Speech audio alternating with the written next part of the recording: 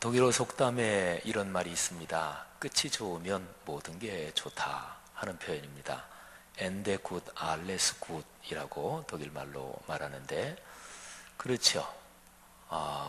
처음에 출발은 조금 불완전했을지라도, 또 과정에 이런저런 우여곡절이 있을지라도 끝이 좋으면 모든 게 좋다 하는 거지요.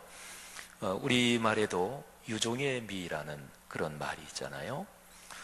잘 살기를 원하는 게 우리 모든 사람의 소원입니다. 그런데 잘 산다는 것은 잘 죽는다는 것과 뗄 수 없이 연관되어 있습니다. 죽음은 사람의 삶에서 맨 마지막 끝, 그리고 결론이잖아요. 어떤 일의 결론을 보면 그 일의 동기와 출발과 과정을 상당한 부분까지 미루어 짐작할 수 있습니다. 사람은 살면서 다양한 상황에서 어떤 일정한 과정을 마치지요.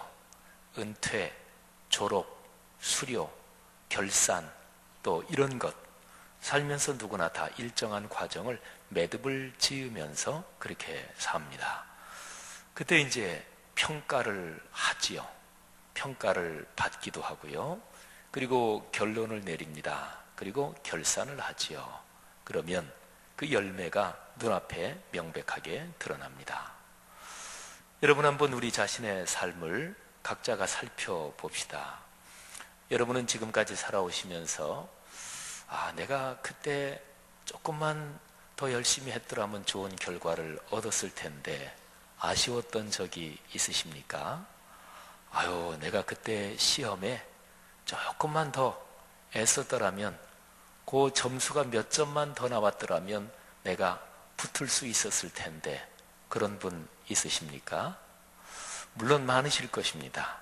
우리의 사람의 삶에 평가와 결산 또는 맨 마지막 결론, 이런 게 불가피하게 있을 수밖에 없지요. 저도 이렇게 생각해 보면, 제가 공부하면서 그때 마지막 시험 칠 때 그때 교수님이 질문하는 거 하나가 아무리 생각해도 생각이 안 나더라고요. 그래서 그거를 대답을 못했더니 교수님이 얘기를 해주셔요. 맞아요. 그리고서 제가 그 교수님이 얘기해 주신 거에 조금 더 얘기를 했어요. 그런데 어쨌든 제가 이제 그 문제는 충분한 점수를 받지 못한 거지요. 그래서 학위 점수에서 그것만 잘 받았으면 조금 더 이게 좋았을 수 있을 텐데 하는 그런 아쉬움이 있고, 사람은 살면서 누구나 다 그런 일이 있을 것입니다. 자, 그러면 여러분, 지금까지는 좋아요. 과거는 그 사실 자체, 팩트 자체를 바꿀 수는 없습니다. 해석은 달리할 수 있어요. 어쨌든 지금까지는 좋습니다. 그러면 이렇게 한번 질문해 보십시다. 앞으로는 어떠하겠습니까? 내 삶의 가장 마지막 부분, 누구나가 다 결국에는 겪게 되는, 또는 그 문을 통과하게 되는 죽음까지 포함해서 앞으로 여러분이 걸어가실 길에서 여러분이 매듭을 지어야 될 부분들이 또 이렇게 저렇게 여러 상황이 있을 텐데, 앞으로 여러분이 걸어가실 길에서 여러분 삶의 결론 또는 결산, 이런 것들은 어떠하겠습니까? 사랑하시는 성도 여러분들이요, 여러분들이 앞으로 걸어갈 인생길에서 여러 가지 상황, 여러 가지 방법으로 작은 결산 또는 큰 결론, 이런 거를 맺어가실 때 그 결론이 좋기를 바랍니다. 그러하시기를 주의 이름으로 축복합니다. 사람이 다른 피조물보다 더 빼어난 것, 그거는 하나님의 형상과 모양을 따라 창조됐기 때문이죠. 하나님의 형상과 모양이 구체적으로 뭐냐? 학자들이 여러 가지로 말합니다. 그런데 그 중에 아주 중요한 것이 언어의 능력입니다. 그런데 그 언어가 말이지요, 가장 꽃처럼 피어나고 또는 보석처럼 결정체처럼 그렇게 응축된 것, 그거를 가리켜서 시어라고 그럽니다. 시적인 언어지요. 그런데 이 시적인 언어, 시어가 하늘아버지 창조주 하나님을 기억하고 이 시여를 말하자면 위로 올려드리는 것, 그거를 가리켜서 기도라고 얘기할 수 있습니다. 성경 66권에서 시 형태로 쓰인 그런 본문들이 있어요. 시편 150편을 말할 것도 없고 그 외에 그런 부분은 특별히 중요합니다. 그런데 시어처럼 쓰이면서 하나님 앞에 올린 기도문이다. 그거는 진짜로 중요합니다. 그러니까 시어로 된 기도문은요, 하나님의 성령이 아주 강하게 임재하고 현존하셨을 때 그 성령의 감동으로 하늘의 거룩한 영광에 휩싸인 그 하나님의 사람이 선포하고 또는 말한 것이기 때문에 그것이 아주 중요합니다. 사도 바울이 에베소의 성도들을 위해서 기도한 기도문이 바로 그런 것 중에 하나예요. 대단히 중요하지요. 사도 바울은 에베소의 성도들을 위해서 이렇게 기도합니다. 내가 하늘과 땅에 있는 각 족속에게 이름을 주신 아버지 앞에 무릎을 꿇고 비노니 그의 영광의 풍성함을 따라 그의 성령으로 말미암아 너희 속 사람을 능력으로 강건하게 하시오며 믿음으로 말미암아 그리스도께서 너희 마음에 계시게 하시옵고 너희가 사랑 가운데서 뿌리가 박히고 터가 굳어져서 능히 모든 성도와 함께 지식에 넘치는 그리스도의 사랑을 알고 그 사랑의 너비와 길이와 높이와 깊이가 어떠함을 깨달아 하나님의 모든 충만하신 것으로 너희에게 충만하게 하시기를 구하노라. 아멘. 지금 여기에 있는 여러분 각 사람이 이 기도를 나를 위한 기도라고 들으실 수 있기를 바랍니다. 은혜 받는다는 것이 바로 그런 것이지요. 성경의 어떤 기록이 설교를 들을 때 또는 개인적으로 말씀 묵상할 때 또는 어떤 상황에서 그 성경의 어떤 기록 그 부분이 지금 나에게 하시는 하나님의 말씀으로 들리는 것, 그때 그거를 은혜 받는다 이렇게 얘기합니다. 사도 바울이 에베소의 성도들을 위해서 기도한 14절부터 에베소서 3장 14절부터 19절 말씀까지를 제가 다시 한번 읽는데 새 번역 성경으로 제가 읽겠습니다. 좀 다른 번역으로 읽으면 우리는 늘 쓰던 번역에서 느끼지 못하던 다른 감동을 또 느낄 수가 있어요. 제가 기도문을 읽고요, 이 기도문에 아멘으로 화답함으로써 여러분이 그 기도가 내게 이루어지기를 원합니다. 또 제가 그 기도문에 제 삶을 드립니다. 이렇게 동참을 표현하실 수 있으면 좋겠습니다. 제가 봉독합니다. 그러므로 나는 아버지께 무릎을 꿇고 빕니다. 아버지께서는 하늘과 땅에 있는 각 족속에게 이름을 붙여주신 분이십니다. 아버지께서 그분의 영광의 풍성하심을 따라 그분의 성령을 통하여 여러분의 속사람을 능력으로 강건하게 하여 주시고 믿음으로 말미암아 그리스도를 여러분의 마음속에 머물러 계시게 하여 주시기를 빕니다. 여러분이 사랑 속에 뿌리를 받고 터를 잡아서 모든 성도와 함께 여러분이 그리스도의 사랑의 너비와 길이와 높이와 깊이가 어떠한지를 깨달을 수 있게 되고 지식을 초월하는 그리스도의 사랑을 알게 되기를 빕니다. 그리하여 하나님의 온갖 충만하심으로 여러분이 충만하여지기를 바랍니다. 아멘. 그렇게 되기를 축복합니다. 사랑하신 여러분, 사도 바울의 기도는 사실은 아직 끝나지 않았습니다. 19절까지 제가 봉독해 드렸는데 아직 끝나지 않았고요. 결론 부분이 남았습니다.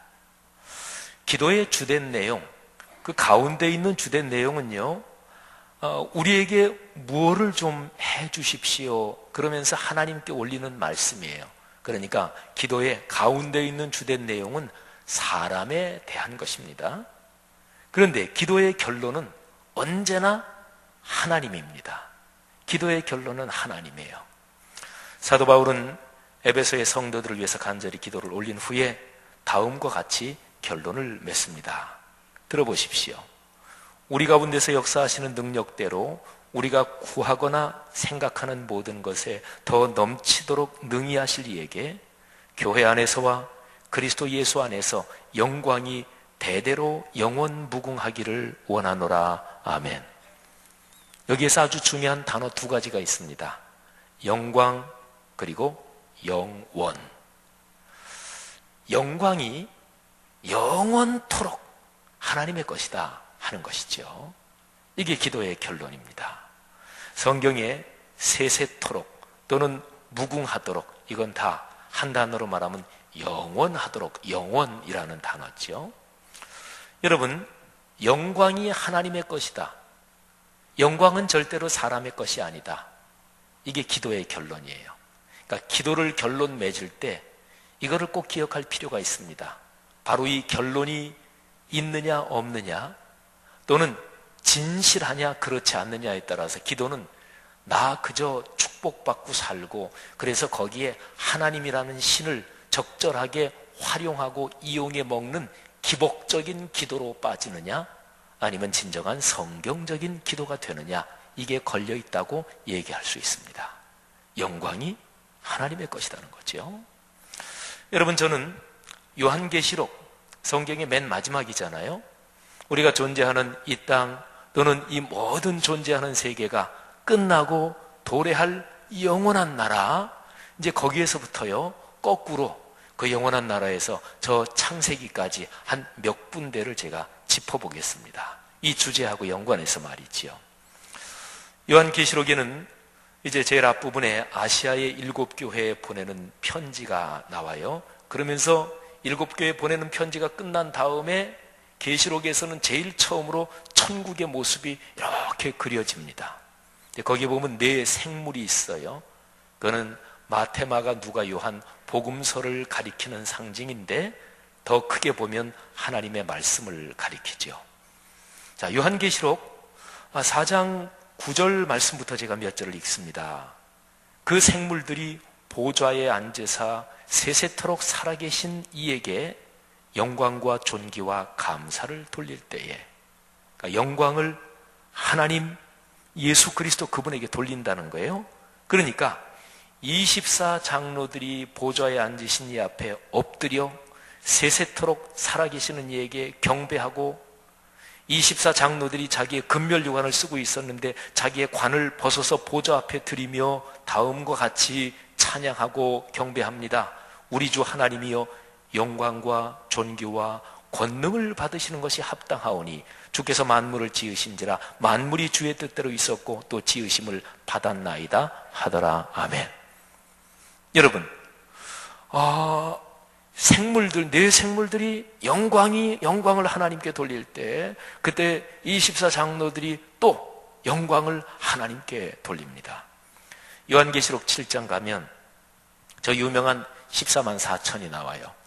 이단들은 성경에서 제일 중요한 걸 언제나 이용해 먹어요.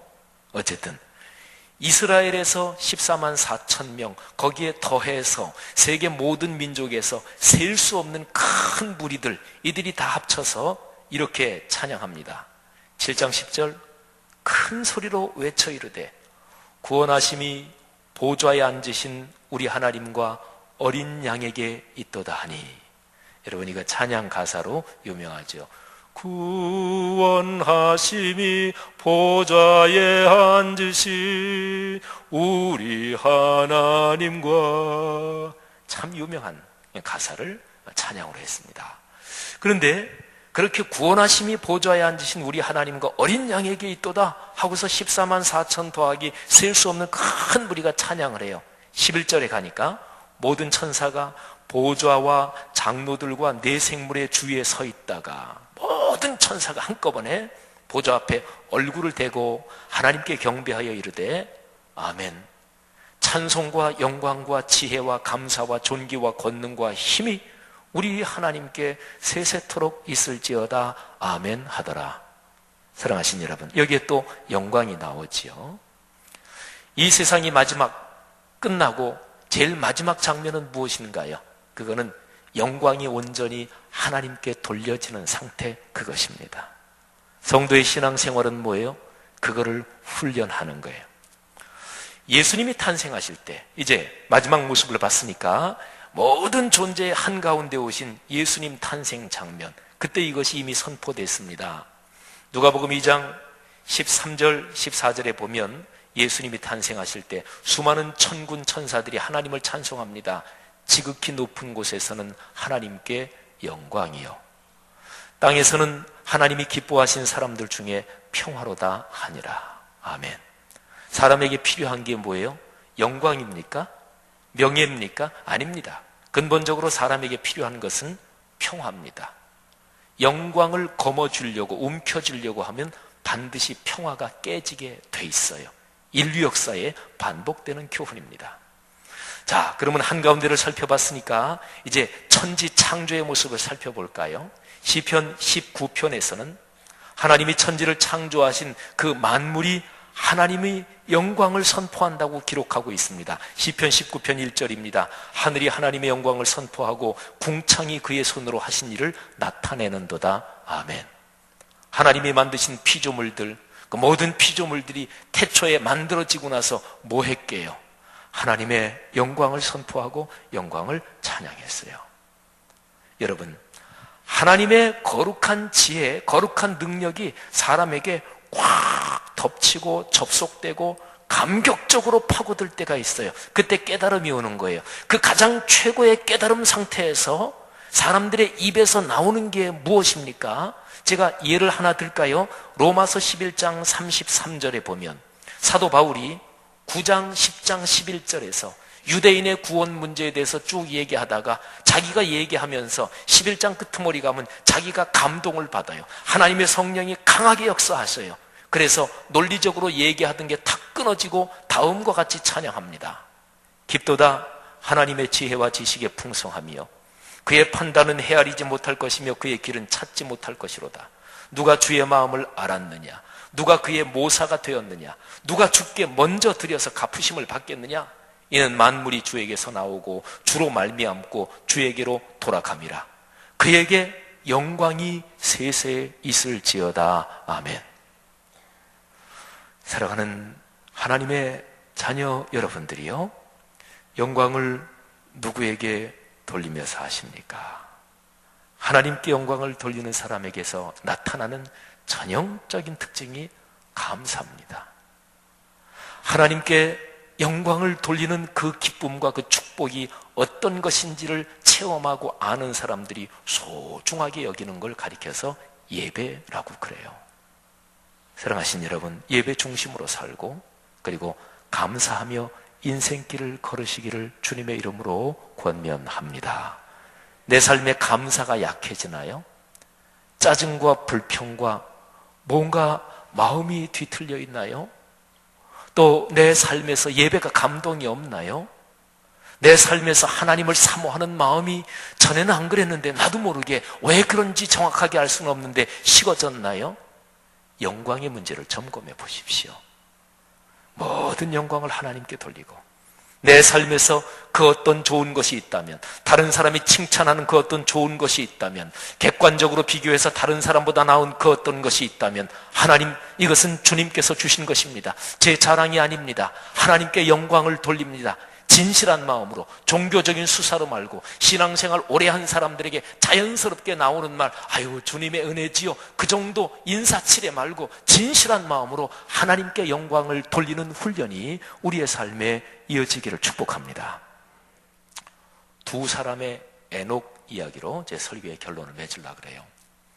창세기 4장 16절에 보면 에녹이라는 사람이 나옵니다. 한번 들어보세요. 16절 17절입니다. 가인 아시지요? 아담과 하와 사이에서 난 두 아들 가인과 아벨. 근데 이 가인이 형인데 아벨 동생을 쳐 죽였지요. 가인이 여호와 앞을 떠나서 에덴 동쪽 놋 땅에 거주하더니 아내와 동침하며 그가 임신하여 에녹을 낳은지라. 에녹이 가인의 아들이에요. 가인이 성을 쌓고 그 아들의 이름으로 성을 이름하여 에녹이라 하니라. 아멘. 에녹성 말하자면 여기에는 말이지요, 성을 쌓는 사람, 그리고 그 성에 자기 이름을 붙이는 사람, 그게 창세기 4장에 나오는 가인과 그 아들 에녹입니다. 그리고 특별히 여호와 앞을 떠나서 이 말씀을 깊이 묵상하십시오. 하나님 앞을 떠나서 하나님을 등지고 그리고 성을 쌓습니다. 그리고 거기에 자기 이름을 붙입니다. 창세기 5장에 가면 또 한 사람의 에녹이 나옵니다. 우리 성도들이 보통 에녹하고 할 때 떠오르는 그 에녹은 창세기 5장에 나오는 에녹이에요. 5장 21절부터 제가 24절까지 읽습니다. 에녹은 65세에 무드셀라를 낳았고 무드셀라를 낳은 후 300년을 하나님과 동행하며 자녀들을 낳았으며, 여기에 나오는 에녹, 하나님과 동행한 바로 그 에녹이지요.